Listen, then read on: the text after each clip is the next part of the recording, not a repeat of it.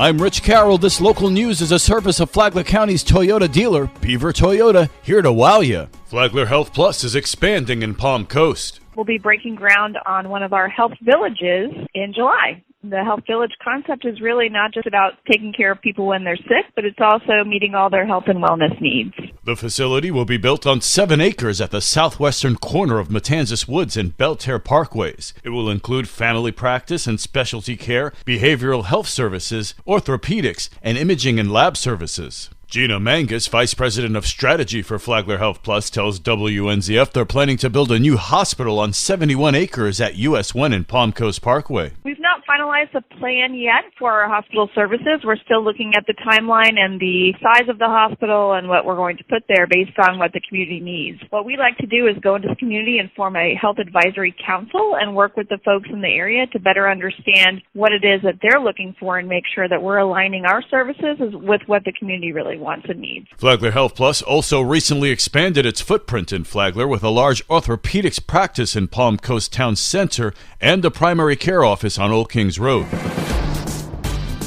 The city of Palm Coast is keeping a close eye on your trash. Karen Johnson explains. Effective immediately, the city of Palm Coast has submitted a letter to Waste Pro of Florida, Inc. for its breach of contract for residential solid waste and disposal services. The written notice to Waste Pro advises of breaches of contract for failure to provide the contractually required services and has advised Waste Pro it has 7 business days to resolve the breach. Brittany Kershaw is the Director of Public Information and Citizen Engagement with the City of Palm Coast. Over the past year, we have routinely worked with Waste Pro to notify them of the deficient services, and we've also highlighted the numerous times that collections have been missed or incomplete. Waste Pro has informed city staff that the issues with collection range from lack of employees to not having enough hours in the day. The City of Palm Coast is also asking for your help to monitor trash pickup and to report your results to palmcoastconnect.com. WNZF News attempted to contact Waste Pro for a comment, and they didn't respond. For Flagler's Morning News, I'm Karen Johnson.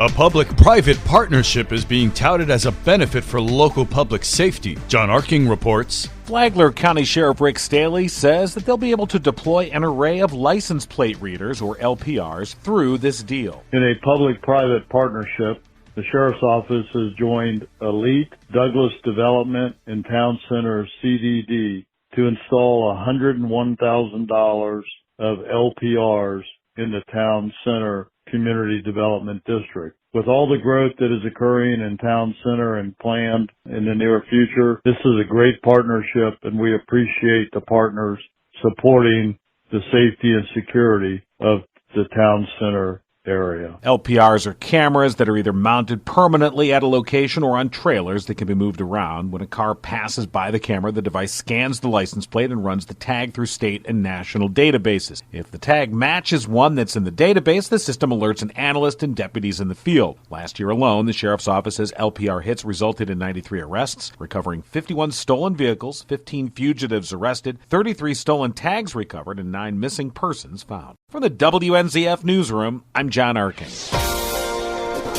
Candidates vying to be the next mayor of Palm Coast weigh in on a medical innovation hub that's coming to Town Center. Amy Cherry has the story. Republican David Alfin calls Mednex one piece of a great opportunity. I believe that we're on the doorstep of the biggest opportunity that the city of Palm Coast has had since its incorporation in 1909, is the entire Town Center area. But the entire Town Center area, which would include Mednex, is ready to come out of the ground and to provide those jobs and bring those people forward. I'm 100% support those projects because that is the future. Republican Alan Lowe refuted claims that he's anti-Mednex. I have been called anti-Mednex, and I have never been anti-Mednex. I didn't like the fact that we were spending money at a time during the pandemic when I wasn't sure what our economy and budget might be able to do. But Mednex is here. We need, as we spoke about Boston Whaler and other companies earlier on, we need to now be supportive and make sure that they thrive and succeed. Alfin and Lowe are competing against a few other candidates in a special election in the Palm Coast mayor's race to replace Mayor Melissa Holland, who abruptly resigned last week. The special election will be held July 27th. From the WNZF Newsroom, I'm Amy Cherry. Boston Whalers operation manager John Silva says there has been historic demand for boats. Silva indicated last week that COVID might be the reason for that demand. Everybody's been trying to get outside more, I think, over the last year, and boating is a great way to do that. So we're meeting the demand, and part of the way we're meeting the demand is by opening up this facility. Silva said that even around the world, people just want to get out in a boat and be on the water. To listen to Julia from Boston Whalers HR department talk about the jobs that'll be available, download the Flagler Radio app and then go to the Free for All Friday podcast. Tomorrow, John Silva talks about another job that'll be open. From the WNZF Newsroom, I'm Deb Albertson. And now you're up to date on Flagler's Morning News. I'm Rich Carroll.